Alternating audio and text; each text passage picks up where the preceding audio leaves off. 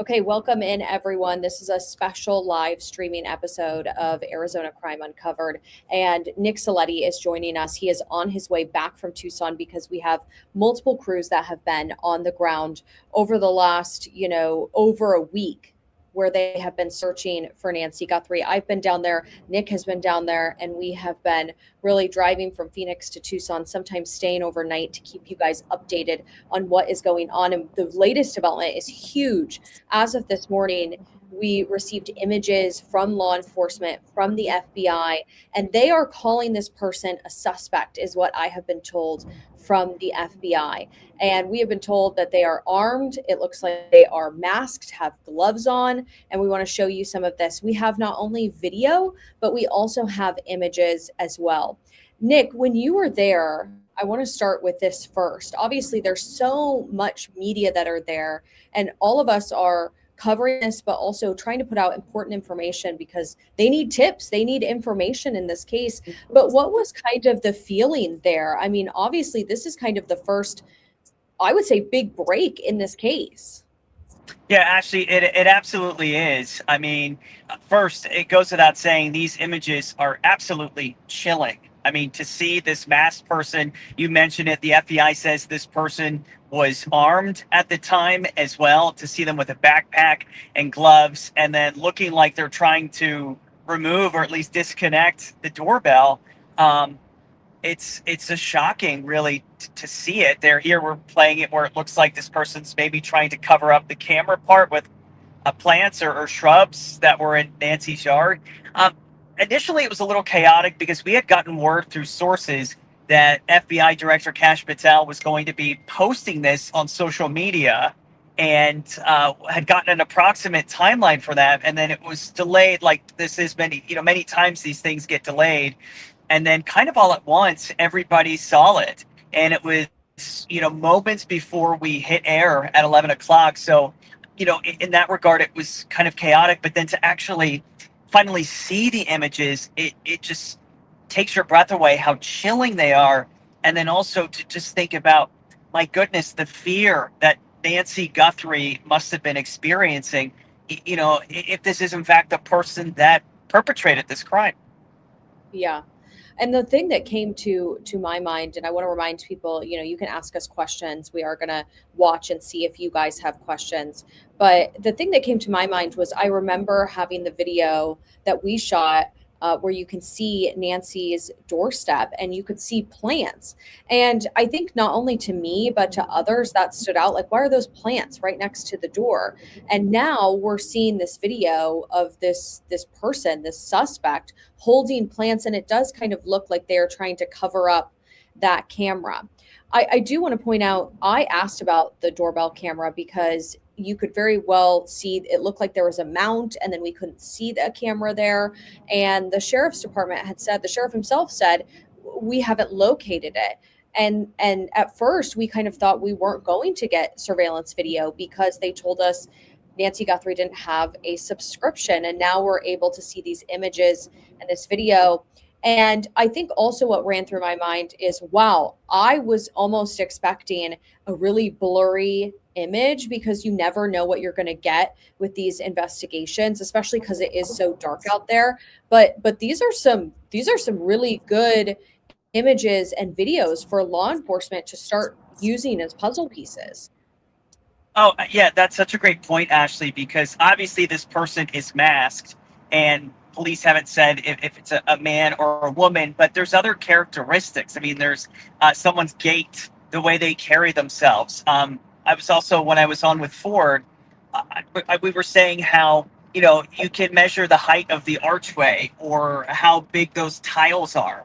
And there's a way forensically to figure out someone's height or someone's shoe size. So now that the FBI has these images, you know that their teams are going to be analyzing it for any kind of characteristic to, in a way, unmask whoever this person is. So, because you never know who could see that and say, wow, you know what, that looks like someone I know, or those shoes look familiar.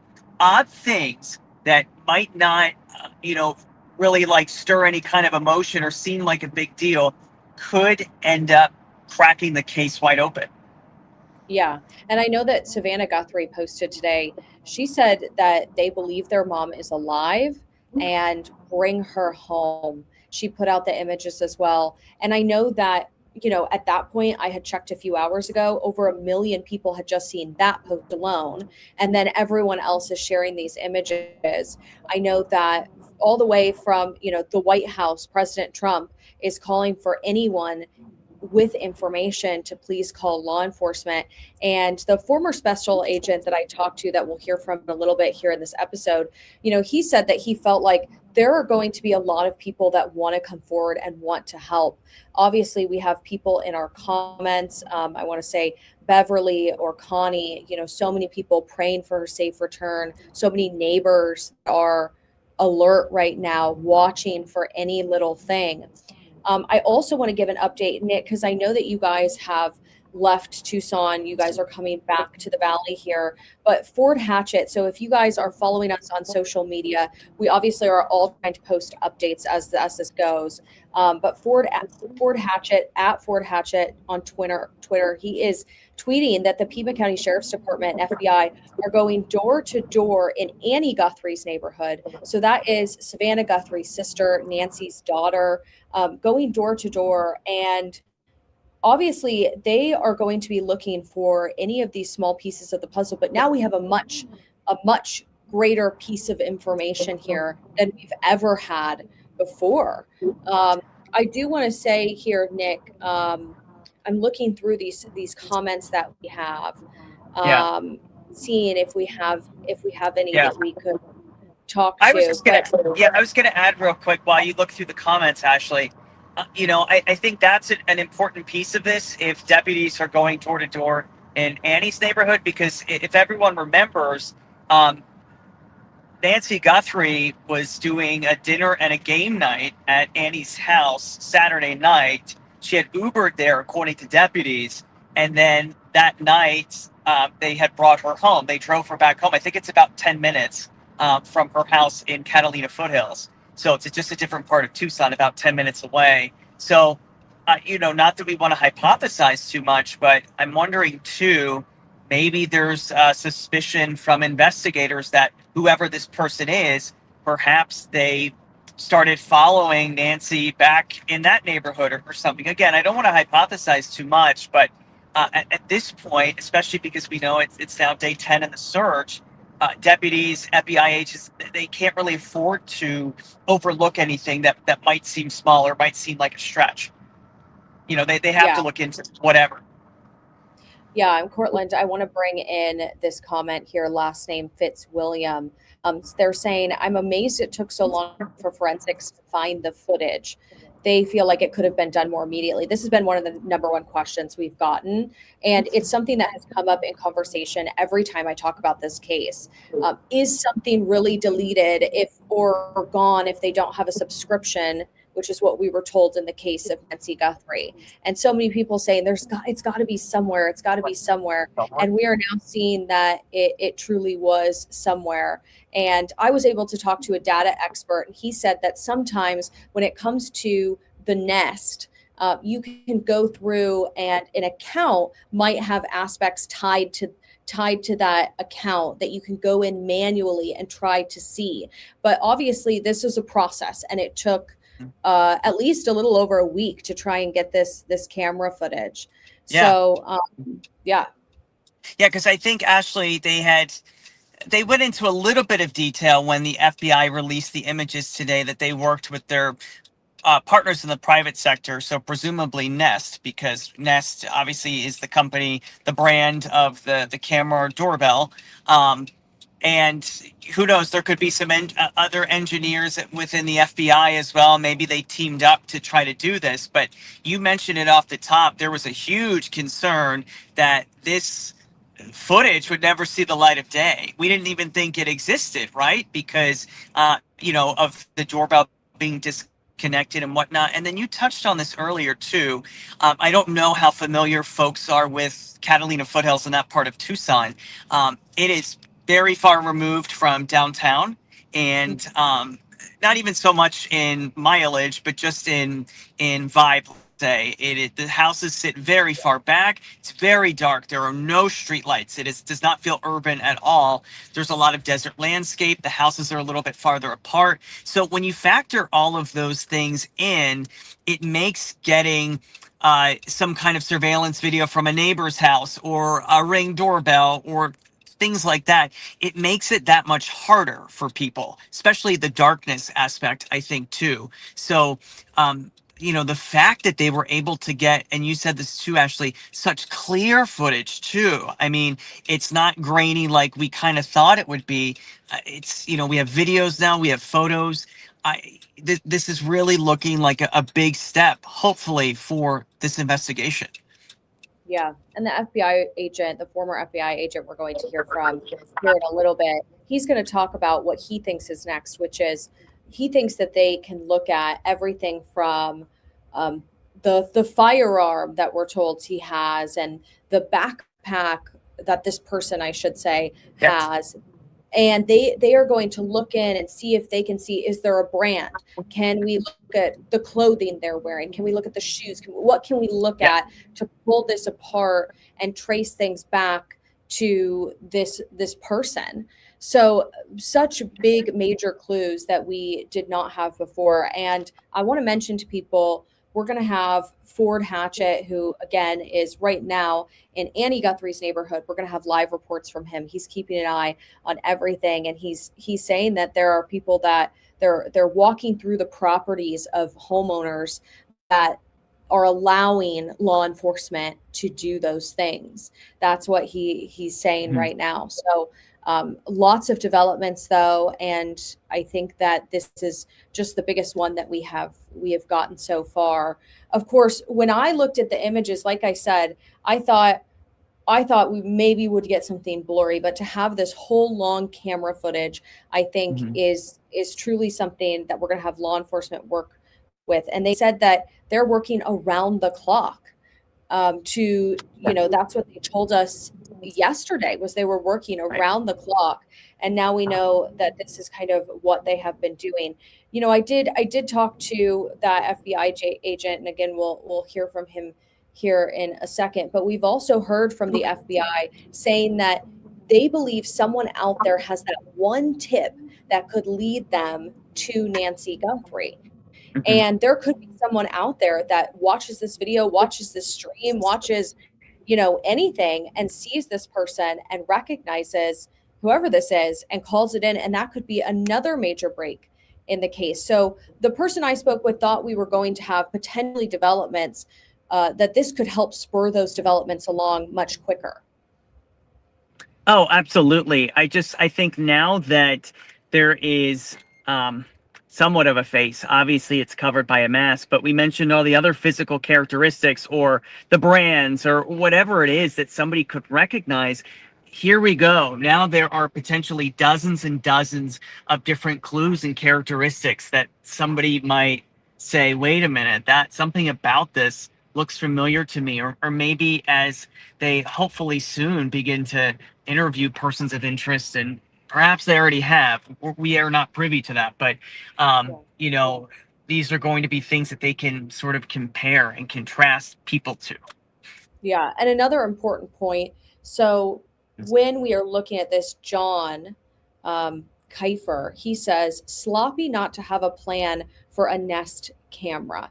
Now, obviously, we don't have all the information here, but you can see this person. It looks like they pick up plans and they bring them back to the camera. And I was able to talk to people about that. And from different people's point of view, they say, that they don't feel like this was some kind of professional or well planned out moment, just based on the timeline, based on what they're seeing here in this video as well. And so those are their thoughts and feelings. And we're going to continue to follow this. Nick, I know that you guys are just getting back from Tucson here in the Valley, and I just appreciate you joining us. We're going to play some of my interview with former FBI Special Agent Brad Garrett, who's also an ABC contributor. So we're going to do that. Thank you, Nick, so much again for joining us. We Yeah, thank you, appreciate it. Ashley, for getting everybody up to speed. We know there's a lot of interest in this, and please, please, please share those images. call in those tips. Don't think it's something insignificant. You never know. This is what could help solve the case. I'll let Ashley take it over from here. Thanks, Ashley, for having me. Yes, thanks, Nick. Okay, let's go to my Garrett to talk interview because about I this think this is latest development. insightful. Okay, we want to bring in former FBI Special Agent Brad Garrett to talk about this latest development in the Nancy Guthrie case. Really a huge development. We have these images now that we are told law enforcement has been able to recover. And when people are looking at this video, you know, everyone wants people to see this video, including Savannah Guthrie, who put it out on her social media. She's saying that they believe their mom is still alive. But when people are looking at this video, what should they be paying attention to? Is it how this person walks? Is it how this person moves? What should they be specifically zeroing in on? So the camera, you see a guy that's got on rubber gloves, maybe rubber gloves over regular gloves, perhaps. He's got on a ski mask of some sort. You can see his eye, mouth. It looks like he may have facial hair.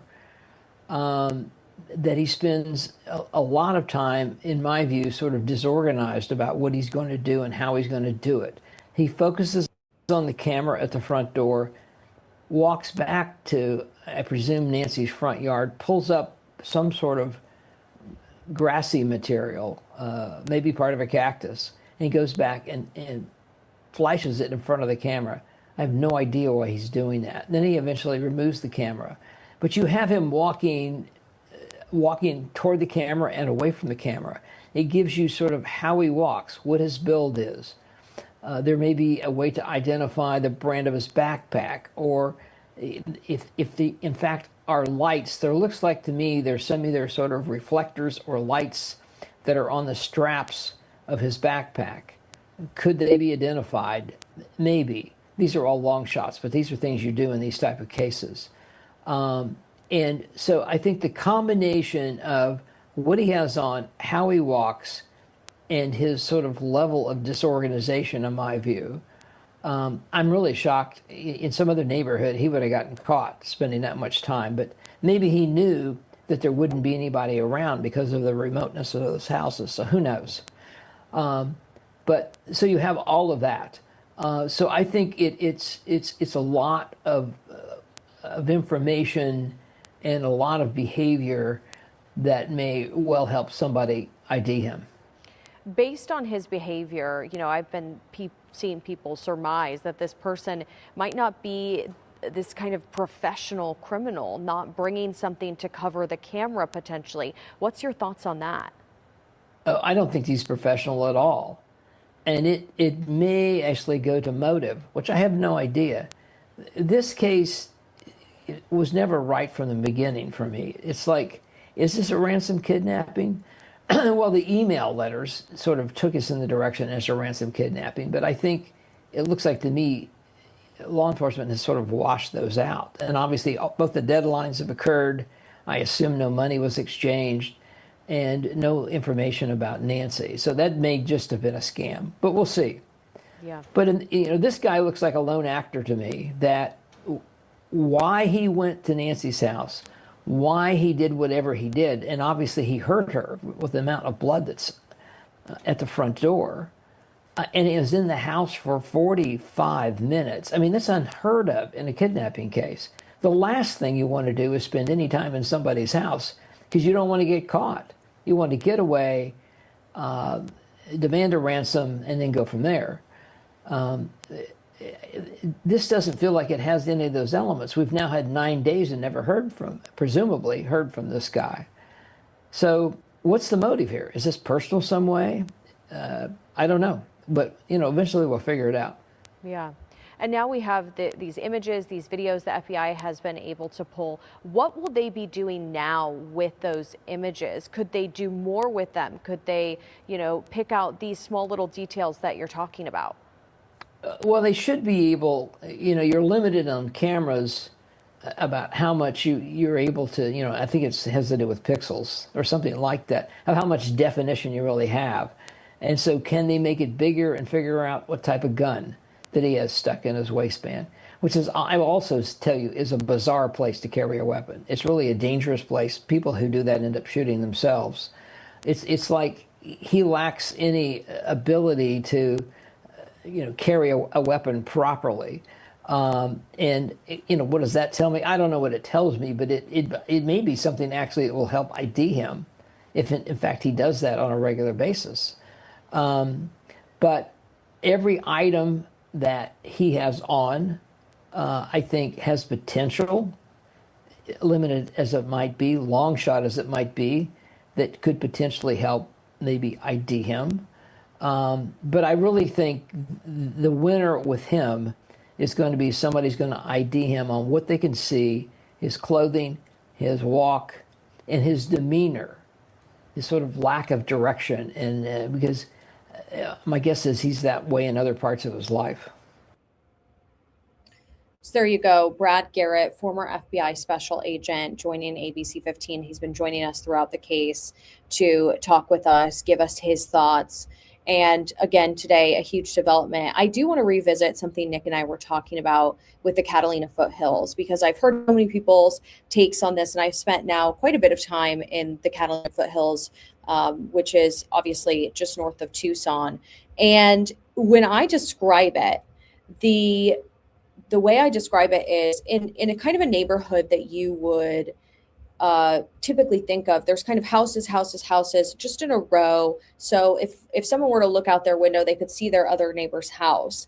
And the way the Catalina foothills are set up is obviously they have these dark sky ordinances. So yes, at night it is very dark, but also it's almost as if, they want to have their homes, but they want the desert landscape to be a part of that. And so the homes are sometimes very offset from the road, or they don't face exactly other houses, or they have some land in between with desert foliage. So all of those things can make, when you're looking for camera footage and things like that, a neighbor's door doesn't necessarily go towards or face another neighbor's home. And it is also so dark at night. But then we got these images today, and obviously major puzzle pieces to all of this. And I can see so many of you, praying for Nancy Guthrie's safe return, and people are asking questions, and I appreciate that. Let us know if you like these live streams, if you want to see more. We are going to have a lot more coverage on ABC 15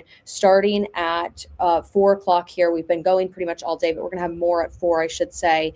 And then that interview that you saw with the former special agent, Brad Garrett, that is going to be up on our YouTube here, the full thing. That was just a portion of it, but we're going to have more of it posted on our YouTube page, and you can go there and you can stream that. We're going to keep you up to date on all the coverage, all the developments. I'll be live at 4 as well, and we're going to have an update from Ford coming up as he is watching those law enforcement agents go door to door in Annie Guthrie's neighborhood. So we're going to have a lot more. I want to look at one more question here before we end it. Cheryl Smart: has law enforcement ever said if anything was missing inside the house, or if blood was found inside? And I want to say they have been very careful to not really go into detail about the inside of the home. People asked at the last press conference, and they really would just not talk about inside of the house. So those are questions obviously we have. I know you have questions. We share a lot of those questions, and we will continue to try and ask them. As of now, I don't believe there's a press briefing that has been planned, but we'll continue to check on that. We're going to have a lot more coming up. So thank you guys so much for joining, and we'll see you at 4 o'clock and next time as well.